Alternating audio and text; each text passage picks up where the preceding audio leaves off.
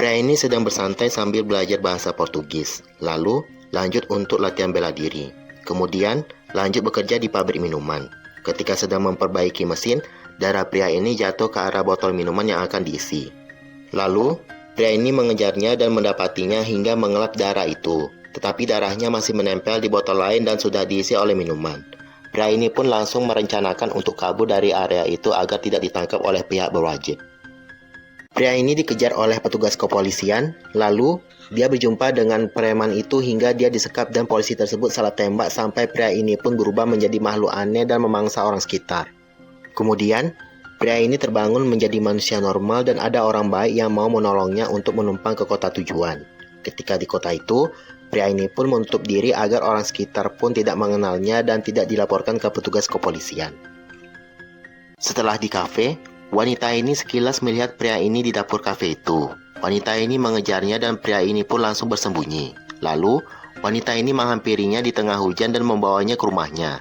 Pria ini dan wanita itu paginya bergegas pergi. Namun, petugas pun datang untuk mengepung pria ini hingga pria ini berubah menjadi makhluk hijau menakutkan dan menghancurkan segalanya yang ada di sekitarnya.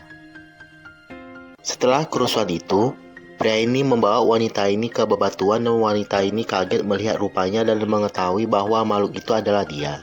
Lalu, mereka langsung pulang ke rumah dan mereka merencanakan untuk pergi ke suatu tempat dengan barang yang perlu dibawa. Dan polisi juga merencanakan babak ketiga untuk pemburuan pria ini. Setelah itu, pria ini akhirnya berjumpa dengan teman online-nya dan membahas juga tentang yang terjadi pada pria ini. Setelah itu, teman online-nya melakukan uji coba pemulihan pada pria ini. Lalu, pria ini ditembak bius oleh polisi hingga dia ditangkap.